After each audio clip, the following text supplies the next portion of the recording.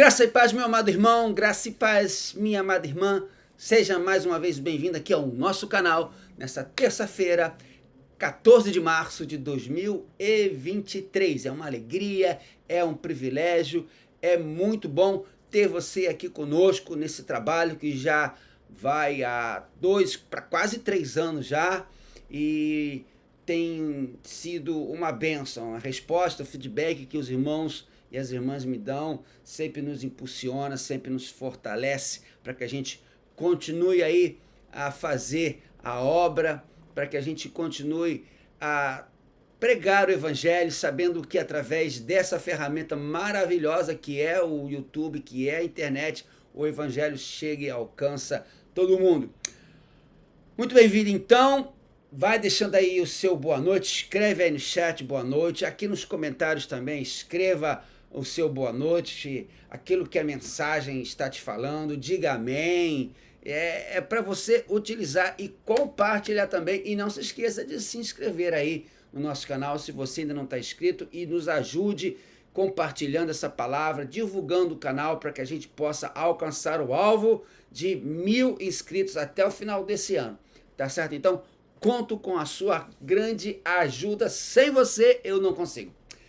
Vamos então orar para recebermos a palavra que Deus tem para nós nessa noite. Querido Deus, amado Pai, pedimos que agora o Teu Espírito Santo nos use, ó Deus, a mim para trazer a palavra e aos irmãos que vão ouvir agora ou que estarão ouvindo depois, que tudo possa ser, ó Deus, de acordo com a Tua vontade. Abençoe também a transmissão, a gravação, tudo isso que vai acontecendo. Nós oramos e pedimos com o perdão dos nossos pecados, no nome de Jesus. Amém. Então, já vai abrindo a sua Bíblia em Colossenses capítulo 4. Colossenses capítulo 4, versos de 2 a 4. Somente esses 3 versos. Colossenses capítulo 4, versos de 2 a 4. E hoje nós vamos falar sobre o seguinte tema. Presta bem atenção no tema que eu sei que vai ser uma bênção para você. Cheios do poder da oração. Você quer ter uma vida cheia do poder da oração? Então esta palavra é para você. Vamos ler o texto? Dediquem-se à oração, estejam alertas e sejam agradecidos. Ao mesmo tempo, orem também por nós para que Deus abra uma porta para a nossa mensagem, a fim de que possamos proclamar o mistério de Cristo, pelo qual estou preso. Orem para que eu possa manifestá-lo abertamente, como me cumpre fazê-lo. Li na Nova Versão Internacional. Meu amado, minha amada, você vai concordar comigo que nós vivemos numa sociedade que inverteu os valores. As pessoas se esquecem de Deus, amam as coisas e usam as pessoas. E Paulo nos ensina que devemos adorar a Deus, amar as pessoas e usar as coisas. Pegou a visão? E para viver em uma sociedade com valores tão invertidos, em que o certo está se tornando errado e o errado está se tornando o certo, nós precisamos estar completa e totalmente fortalecidos no Senhor e na força do seu poder, como nos ensina o mesmo apóstolo Paulo lá na sua carta aos Efésios, capítulo 6, verso 10. E para isso ser uma realidade na sua vida, meu irmão, para isso ser uma realidade na nossa vida cristã, você precisa fazer da oração uma prioridade em nossa vida. Então você vai agora repetir aí do outro lado comigo em voz alta. Eu preciso fazer da oração uma prioridade na minha vida. Amém? Diz amém também aí. Sim, meu amado irmão, sim, minha amada irmã, eu e você, nós precisamos fazer da oração uma prioridade na nossa vida. E é isto mesmo que nós aprendemos aqui neste texto de Colossenses com o apóstolo Paulo. Perceba, Paulo jamais escreve uma carta sem insistir com seus irmãos e irmãs a cumprir o dever e aproveitar o privilégio de orar. Amado, orar, você já percebeu isso? Você já se deu conta disso? De que orar é um privilégio? O simples fato de você levar o seu pensamento ao Senhor, ao Deus Todo-Poderoso, ao Criador e Sustentador do Universo, é um privilégio. Porque a oração é o oxigênio da alma. A oração é o canal aberto de comunicação com Deus. A oração é a fonte da nossa vida cristã. Alguém disse, certa vez, que a oração é a expressão mais importante da nossa vida cristã. Charles Spurgeon afirmou: sempre que Deus deseja realizar algo, ele convoca o seu povo para orar. Max Lucado, um autor moderno, autor de vários livros, ele explica isso da seguinte maneira no seu livro Parceiros de Oração. Quando agimos, colhemos os frutos do nosso trabalho, mas quando oramos, colhemos os frutos do trabalho de Deus. Um outro grande pregador da palavra, George Miller, ele costumava dizer que um crente pode fazer mais em 4 horas, depois de empregar 1 hora em orar, que 5 sem orar. Ainda Robert Law disse: a oração é um instrumento poderoso, não para fazer com que a vontade do homem seja feita no céu, mas para fazer com que a vontade de Deus seja feita aqui na terra. Ora, meu amado, minha amada, eu poderia fazer esta mensagem toda só citando frases, pensamentos de pregadores, de homens e mulheres de Deus sobre a importância da oração, sobre o que esses grandes homens de Deus disseram sobre a oração. A oração é o meio pelo qual nós podemos obter para nós e para os outros a satisfação das nossas necessidades, tanto necessidades físicas como espirituais. A oração é também, perceba, uma poderosa arma divinamente estabelecida, preparada, sabe para quê? Para combater os apavorantes ataques do diabo e seus anjos demoníacos. Certa vez uma irmã me mandou uma mensagem dizendo assim o seguinte: pastor, eu quero mandar uma palavra para uma pessoa que está necessitando, mas sinto que toda vez que eu vou gravar esse áudio, uma força terrível me impede. E eu falei para essa pessoa: ore, porque se o diabo está te apavorando, ele não tem poder sobre você. Meu caro irmão, minha cara irmã, a oração é também um veículo pelo qual nós confessamos os nossos pecados. A oração é um instrumento pelo qual nossas almas são agradecidas e expressam a nossa adoração perante o trono de Deus, a nossa gratidão perante o trono de Deus. Por isso, eu quero fazer para você a seguinte pergunta nessa noite: você quer este poder da oração para a sua vida? Se você quer esse poder da oração para a sua vida, preste atenção naquilo que eu vou te falar. Ou mesmo, pastor, eu quero esse poder, mas eu não sei como fazer da oração uma prioridade na sua vida. Eu não sei como fazer da oração uma prioridade na minha vida. Então vamos aprender agora, bem rapidinho, com o apóstolo Paulo, nesse texto, nesses 3 versos somente de Colossenses 2. Quais são as marcas de quem faz da oração uma prioridade na sua vida para que você possa estar cheio, repleto, completo, total, como às vezes eu brinco com os adolescentes, para que você possa estar full, mega power, cheio do poder da oração.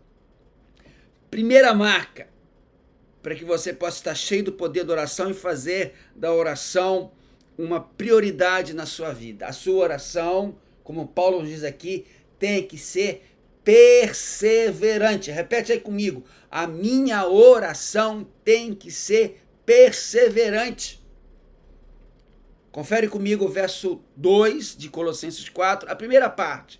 Olha o que Paulo diz. Dediquem-se à oração. A versão Almeida traduz como perseverai na oração. Olha para mim agora, presta bastante atenção naquilo que eu vou afirmar agora, porque é algo que realmente é muito importante. Satanás treme quando vê o mais fraco crente de joelhos. A igreja, meu amado irmão, jamais pode deixar de orar. A igreja deve orar sem cessar, como Paulo afirma lá em 1 Tessalonicenses capítulo 5, verso 17. A igreja deve orar sem nunca esmorecer.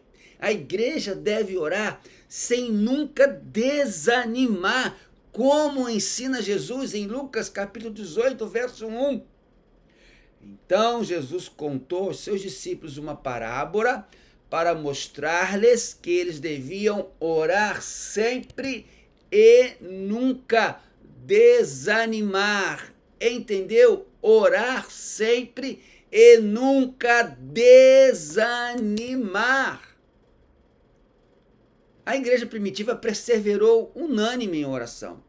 Atos capítulo 1, verso 14, a primeira parte diz lá: todos eles se reuniam sempre, todos, toda a igreja, todos os irmãos, não eram alguns, não eram poucos, eram todos os irmãos, se reuniam sempre em oração. Paulo insiste em que perseveremos na oração, até para o melhor crente dentre nós. Há épocas em que a oração parece ser ineficaz e não passar do teto. Em tais circunstâncias, meu amado, o remédio, sabe qual é? É não deixar de orar, mas seguir orando. Porque a aridez espiritual não pode durar no homem que ora. Se você se sente assim, se você sente que às vezes a oração não passa do teto, não pare de orar, siga orando. Porque é impossível que um crente se torne árido, frio, seco espiritualmente, se ele insistir na oração. Por isso, a oração, a primeira marca de uma oração que faz você ter uma vida poderosa é: seja perseverante. Você quer estar cheio do poder da oração? Seja perseverante. Segunda marca: a oração deve ser em estado de alerta. Olha a segunda parte do verso 2. Paulo diz lá: estejam alertas. Na versão Almeida diz lá: vigiando. E estar alerta é vigiar. A vigilância é o contrário de um espírito sonolento, letárgico, desligado dos problemas e perigos que nos cercam. Sabe, meu amado, eu lembro muito bem do meu tempo de oficial no Exército. Eu fui oficial, se você não sabe, eu servi o Exército durante um tempo como oficial R2, oficial temporário. E nesse tempo desse serviço militar, eu lembro bem que uma das faltas mais graves era quando o soldado estava de guarda, de sentinela, tomando conta dos muros do quartel, dos arredores do quartel em uma guarita, e na noite ou na madrugada, o ronda, né, o sargento ou oficial de dia, pegava esse soldado dormindo. Era uma das faltas mais graves. No mínimo, eram 30 dias de cadeia para a punição desta grave falta. E Paulo nos diz aqui, para estarmos alertas, para estarmos vigiando na oração. Devemos orar e vigiar como Neemias. Neemias capítulo 4, verso 9 ensina isso. Jesus nos alertou para a necessidade de orar e vigiar. Marcos 13, 33, 14, 38 diz muito bem isso lá. Veja só, Pedro não vigiou e dormiu no Getsêmani. Porque Pedro dormiu, usou a arma errada, na luta errada, e obteve um resultado errado. Porque Pedro não vigiou, seguiu a Jesus de longe e negou Jesus com juramentos e praguejamentos. A oração requer energia e vigilância. Orações frias, rotineiras, não atendem nossas necessidades. Nós precisamos vigiar para não descuidar da oração e também para que elas não se tornem mecânicas e repetitivas. Você orar de manhã, Senhor, abençoe meu dia, em nome de Jesus, amém. Você chegar e orar na hora do almoço, do jantar, Senhor, muito obrigado por esse pão, amém. Você chegar e orar de noite, Senhor, muito obrigado por esse dia, abençoe minha noite, amém. Não! A sua oração tem que ser alerta, vigilante, dinâmica, não mecânica e repetitiva, porque o diabo vai lutar para afastar você da oração. Ele vai lutar para empurrar você uma rotina de oração fria e sem sentido. Esteja alerta, meu irmão. Vigilante aqui, estar alerta, no grego que foi escrito no Novo Testamento, significa literalmente velar, cautelar-se, precaver-se, tomar cuidado em oração. O que Paulo está querendo dizer aqui é algo como: quando você for orar, não durma. Quando você for orar, não durma, meu amado irmão, minha amada irmã. Pode ser que Paulo estivesse pensando, nesse momento, quando escreveu esse texto, na cena lá do Monte da Transfiguração, onde os discípulos adormeceram e só quando despertaram viram a glória de Jesus, lá em Lucas 9, 32. Ou pode ser também que Paulo estivesse lembrando, do fato que contaram para ele lá no jardim de Getsêmani, quando Jesus orava enquanto seus discípulos dormiam, lá em Mateus 26, 40. Você vai concordar comigo e eu vou concordar com você que provavelmente, talvez você esteja pensando assim: pastor, no final de um dia duro de trabalho, cheio de atividades, eu fico cansado, o sono invade, principalmente quando eu tento orar. Ou você é tentado a ficar, sabe o quê? Olhando o celular, ao invés de se ajoelhar em oração. Meu amado, minha amada irmã, quando oramos, até é mais frequente que em nossas orações haja uma espécie de distração, de cansaço. Sabe, você já deve ter passado por um momento desse, por uma situação dessa, em que você está orando e de repente há um barulho do lado de fora, o telefone toca, acontece alguma coisa para tirar a sua atenção. Esteja alerta. Nessas ocasiões, nós devemos tentar permanecer mais tempo em oração, porque Deus atenderá uma só frase quando tivermos que nos expressar como um menino que está muito cansado para permanecer acordado. Onde há uma semeadura de oração, sempre haverá uma colheita da manifestação do poder de Deus, disse o pastor Luciano Subirá. Eu vou repetir essa frase porque ela é muito profunda, e se você quiser, anota aí. Onde há uma semeadura de oração, onde há uma semeadura de oração, sempre haverá uma colheita da manifestação do poder de Deus. Terceira característica de uma oração que é cheia do poder: a oração deve ser cheia de agradecimento. Olha a última parte do verso 2. Sede agradecidos. O agradecimento é uma das marcas do verdadeiro cristão. Perceba bem que Paulo estava preso, mas com o coração cheio de gratidão. Paulo estava com seus pés no tronco, amarrado a um soldado, sofrendo dores, sofrendo limitações físicas, mas a sua mente permanecia no céu.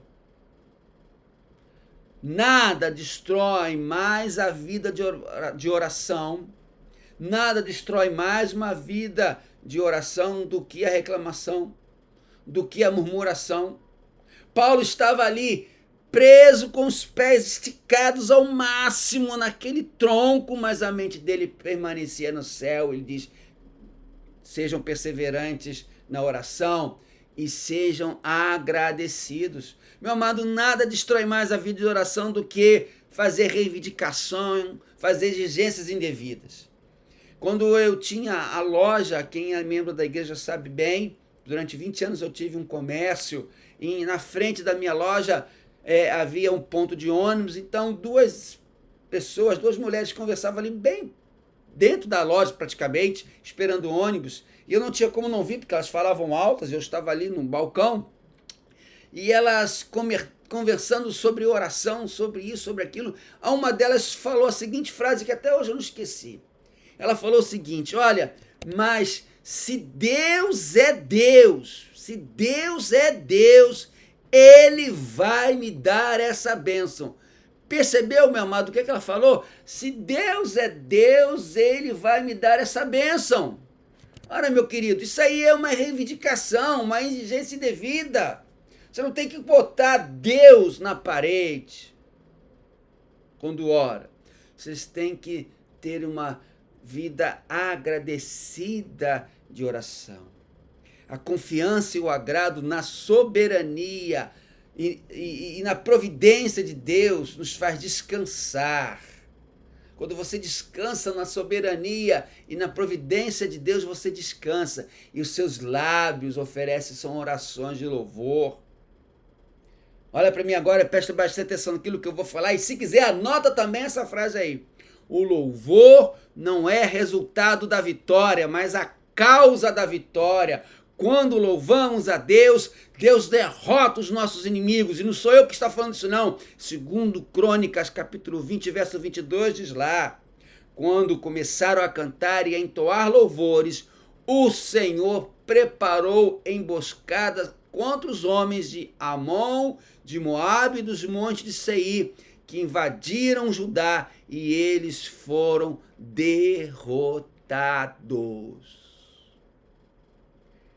Quarta e última característica, causa, motivo que a sua oração tem que ser para ela ser cheia do poder. A oração deve ser intercessora, mediadora. Olha o que Paulo fala na primeira parte do verso 3. Ao mesmo tempo, orem também por nós.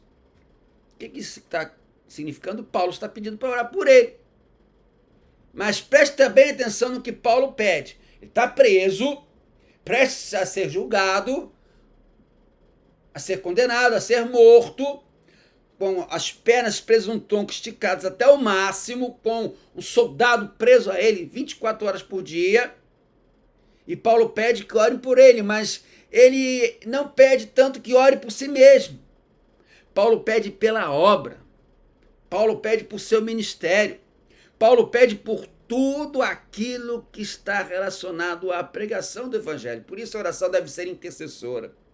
Entenda, meu amado, minha amada, havia muitas coisas pelas quais Paulo poderia ter pedido que orassem. Olha, Colossenses, meus irmãos, orem pela minha liberdade dessa prisão, para que eu fique livre. Orem para que haja um resultado favorável no julgamento, que daqui a pouco eu vou ser julgado. Orem para que eu possa ter um pouco de descanso e paz, porque eu tenho tido muita tribulação, mas não! Paulo só pede à igreja para orar, para que ele tenha força e oportunidade de realizar a obra que Deus o havia encarregado de fazer. O apóstolo tinha consciência da necessidade da oração. O apóstolo ele conhecia a importância da oração. A oração é a chave que abre portas grandes e oportunas para divulgar o evangelho. Nós devemos orar uns pelos outros, mas também devemos orar pela obra missionária. Nesse mês de março, em que a Igreja Batista, nós da Convenção Batista Brasileira, separamos para a campanha de missões mundiais, oremos pelos missionários que largaram o Brasil, estão nos distantes países do mundo, na África, no Oriente Médio, na Ásia, pregando o evangelho. Ore pela obra missionária. Não fique apenas orando por você, meu amado. Ore pelos missionários, ore pelos pastores, ore pelos líderes, ore pelas famílias dos pastores, ore pelas igrejas. Você toca o mundo inteiro quando ora. Quando você ora, você se torna cooperador de Deus na sua obra. O altar está conectado com o trono. As orações que sobem do altar para o trono, descem do trono para a terra, em termos de intervenções soberanas de Deus na história. E o mesmo Paulo ensina e dá um belíssimo testemunho em Filipenses 1:12. Quero que saibam, irmãos, que aquilo que me aconteceu tem antes servido para o progresso do evangelho. Nós devemos orar para que o que quer que seja que estivermos passando, bom ou difícil, em paz ou em dor, seja para glorificar a Deus e contribuir para o progresso do evangelho. Deixa eu contar um testemunho meu. Os irmãos da igreja sabem, né? Na quinta-feira, antes do carnaval, eu fui acometido de uma dor muito grande devido a uma lesão no músculo aqui da minha perna direita. E eram dores intensas, que não paravam e só aumentavam. Fui para o hospital. E lá naquele leito da emergência do hospital, morrendo de dor, com muita dor, chorando de dor realmente, eu lembrei daquilo que eu tinha pregado no mês de janeiro, sobre isso. Sobre os momentos difíceis da vida. Eu, no meio daquela dor, não estou falando isso para me engrandecer não, meu querido, mas para ensinar a vocês e até colocar em prática aquilo mesmo que eu prego. No meio daquela dor, esperando o médico me atender, eu orei: Senhor, eu não pedi só para Deus me livrar da dor, para dar sabedoria ao médico, para me livrar daquela dor intensa, mas eu principalmente orei: Senhor, que o seu nome seja engrandecido aqui, através desse momento que eu estou aqui no hospital. Senhor, que de alguma maneira eu possa pregar o evangelho para alguém, esses momentos que eu estarei aqui no hospital. Glorifiquei a Deus, passando por um momento difícil, de dor, para contribuir para o progresso do evangelho.